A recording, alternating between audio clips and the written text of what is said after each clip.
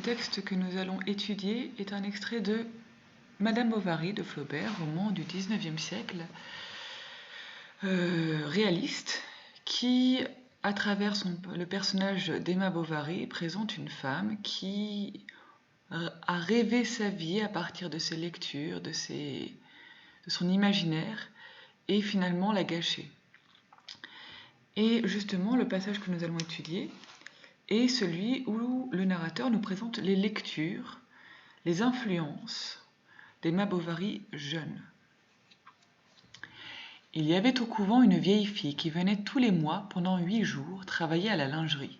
Protégée par l'archevêché comme appartenant à une ancienne famille de gentilshommes ruinés sous la Révolution, elle mangeait au réfectoire à la table des bonnes sœurs et faisait avec elles, après le repas, un petit bout de causette avant de remonter à son ouvrage.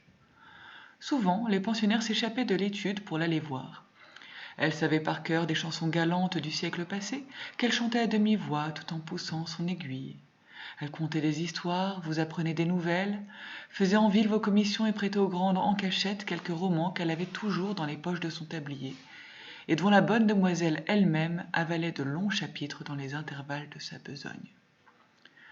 Ce n'était qu'amour, amante, dames persécutées s'évanouissant dans des pavillons solitaires, postillons qu'on tue à tous les relais, chevaux qu'on crève à toutes les pages, forêts sombres, troubles du cœur, serments, sanglots, larmes et baisers, nacelles au clair de lune, rossignols dans les bosquets, messieurs braves comme des lions, doux comme des agneaux, vertueux comme on ne l'est pas, toujours bien mis et qui pleurent comme des urnes.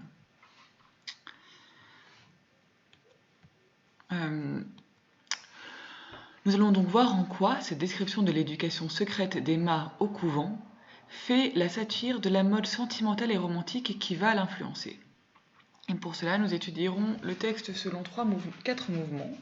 Le premier, de la ligne 1 à 8, présente l'influence de la vieille lingère. Puis de la ligne 8 à 13, nous avons la présentation d'histoires d'amour stéréotypées, celles que lit la lingère.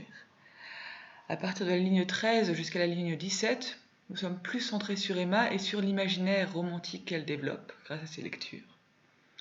Et enfin, de la ligne 17 à 22, est évoquée l'idolâtrie d'Emma pour les femmes illustres. Donc, au départ, nous avons la présentation de cette vieille lingère qui est caractérisée par son lien avec un passé idéalisé par Emma Bovary, et ici représenté par l'archevêché, donc le clergé, et une ancienne famille de gentilshommes, ruinée sous la Révolution, donc la noblesse. Elle est attachée à ce passé, qui est le passé des princes, des ducs, des chevaliers, et s'y inscrit donc pour toutes les jeunes filles. De plus, on peut voir qu'elle est protégée par l'archevêché, qu'elle est admise à la table des bonnes sœurs, et qu'elle discute même avec elle.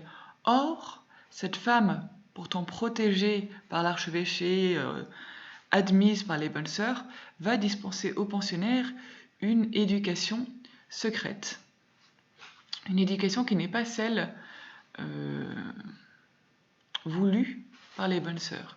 Et on le voit puisque elle va établir une relation d'intimité avec les pensionnaires, mais une relation qui n'est pas régulière. Comme le dit la première phrase, ici, souvent les pensionnaires s'échappaient de l'étude pour l'aller voir. Le verbe « s'échapper » montre bien ici qu'il s'agit d'une fuite hors du cadre. De plus, nous voyons un peu plus loin qu'elle chante à demi-voix. L'expression à demi-voix montre qu'ici, elle chante tout bas. Donc c'est quelque chose qui n'est pas affirmé, qui n'est pas officiel, mais c'est plutôt la voix douce de l'influence qui s'insinue dans l'esprit des jeunes filles. Et même encore plus loin, nous voyons qu'elle donne les romans en cachette étant placé en apposition, étant apposé, de telle façon que c'est mis en avant. Et cette influence, elle va, et puis en plus cette intimité aussi, j'ai oublié, se voit à travers l'utilisation de la deuxième personne du pluriel. Vous apprenez des nouvelles, vos commissions, ce qui ici établit une intimité avec le lecteur qui réitère l'intimité qui existe entre la vieille fille et les pensionnaires. Et cette intimité va lui permettre de faire passer toutes les histoires qu'elle connaît. Ce sont des chansons galantes du siècle passé. Donc ici, on a déjà l'annonce de tout ce qu'on va trouver dans les mouvements qui suivent. C'est l'amour, dans le terme galante, et l'attrait pour le passé. Mais on voit que cette vieille femme, que cette vieille lingère, est elle-même imprégnée des histoires dont elle va imprégner les pensionnaires, puisqu'elle les connaît par cœur, expression qui montre que cela fait partie d'elle. Et on voit aussi qu'elle en avale de longs chapitres. Le terme avaler montrant bien ici qu'elle ingère les lectures puisqu'elle ne les lit. Il n'y a pas de distance, le livre vient faire partie d'elle-même. Ici, Flaubert critique une lecture consommation.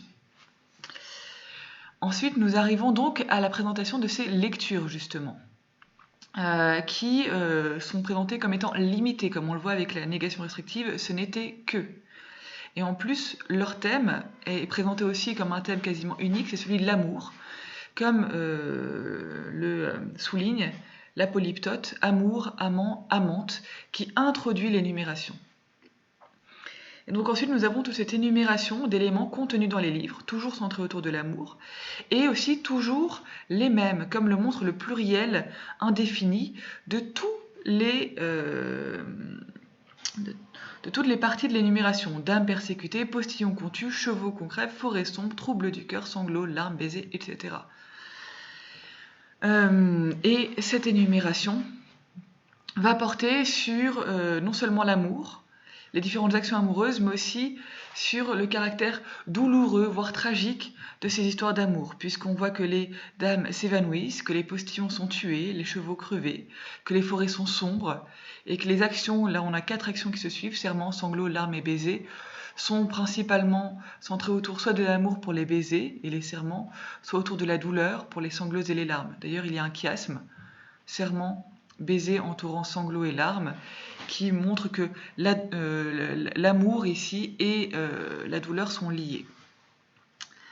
Et tout cela a abouti aux messieurs, qui sont présentés comme des héros complètement idéalisés, avec cette antithèse braves comme des lions, doux comme des agneaux. Cette phrase ensuite, vertueux comme on ne l'est pas, qui donne l'impression qu'il est impossible d'être vertueux ainsi, qui montre que ce sont des messieurs qui n'existent pas, qui réunissent en eux des contraires, des qualités impossibles à avoir, etc. Et tout cela aboutit à une situation ridicule, ils pleurent comme des urnes. Comparaison assez hyperbolique qui montre une attitude excessivement sentimentale. Et Emma Bovary est présentée comme s'imprégnant de ces lectures, comme le montre le verbe se graisser, la graisse étant ce qui va pénétrer dans Emma. Et il y a une critique de ces lectures à travers le vocabulaire de l'ancienneté, des vieilleries, avec poussière et vieux. Donc ici, il y a une condamnation de ces lectures dont Emma s'imprègne, et à un âge, 15 ans, à un âge où l'on est encore en formation. Et ensuite, maintenant qu'on est passé de la vieille fille à Emma, on voit qu'Emma ne va pas seulement lire les livres de la vieille fille, proposés par la vieille fille, mais aussi des livres romantiques avec l'auteur romantique Walter Scott, caractérisés par leur univers médiéval ici. Donc elle rêve d'un passé, d'être ailleurs. On voit bien qu'elle ne s'inscrit pas dans le cadre réel dans lequel elle vit. Et il y a une satire de cet univers médiéval idéalisé, avec entre autres Rêva Bahut. Ici, on a un hiatus qui rend cette rêverie ridicule. Et ensuite, on a une scène tout à fait stéréotypée, dans un vieux manoir, avec une châtelaine au long corsage. La châtelaine est qualifiée, comme on qualifiait souvent les dames dans les romans médiévaux, avec ce gros prépositionnel au long corsage, comme Iseut pouvait être au blanchemin. Et on la voit dans une attitude qui rappelle un tableau de Fleury Richard. On voit une dame exactement comme ça, le coude sur la pierre, le menton dans la main.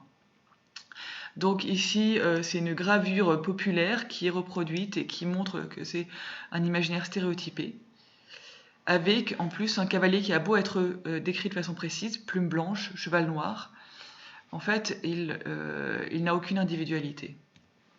Et nous aboutissons finalement à l'acmé de tout cela, c'est la vénération et même l'idolâtrie de Emma Bovary pour des femmes au destin illustre ou infortuné. Et on voit déjà ici que ces femmes sont marquées par leur célébrité, mais aussi leur destin tragique, puisque Jeanne d'Arc, Marie Stuart, Agnès Sorel, la belle ferronnière meurent toutes de façon assez dramatique. Héloïse voit son histoire d'amour empêchée de façon brutale. Et Clémence Isor, elle, c'est surtout une femme illustre. Et on voit ici le vocabulaire de l'adoration avec culte, vénération enthousiaste, qui montre qu'ici, elle les adore comme des divinités, on pourrait parler même d'idolâtrie.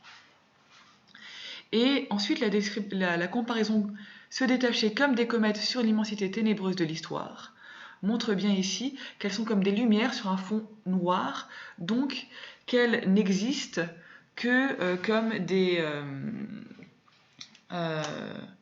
séparées du cadre historique dans lequel elles vivaient. Donc il n'y a pas de... Emma Bovary ne les connaît pas dans un cadre réel, mais ne connaît que leur histoire. Ça en montre encore le détachement de la réalité qu'il y a dans l'imaginaire d'Emma Bovary, qui ne s'inscrit pas dans un cadre réel.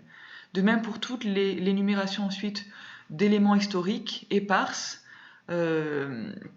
et arbitraires, mais caractérisés par le fait que ce soit des poncifs. Saint-Louis est avec son chêne, Bayard, le chevalier, est mourant, Louis XI est rusé et féroce, on a la Saint-Barthélemy, donc un massacre, toujours cet imaginaire lié à la mort, et Henri IV est lié à son panache blanc. Et tout cela aboutit à l'image ridicule des assielles peintes où Louis XIV était vanté. Ainsi, nous avons bien vu ici qu'Emma Bovary est imprégnée par l'intermédiaire d'abord de cette vieille fille et ensuite de ses lectures, d'un imaginaire sentimental et romantique qui l'écarte complètement de la réalité et qui est ici condamné, dont Flaubert fait la satire. Nous pouvons penser à un autre roman qui fait une satire du romantisme, mais d'un romantisme gothique, très anglais. C'est Northanger Abbey de Jane Austen, qui à travers son héroïne va montrer comment est-ce que l'imaginaire gothique, romantique, peut déformer la réalité.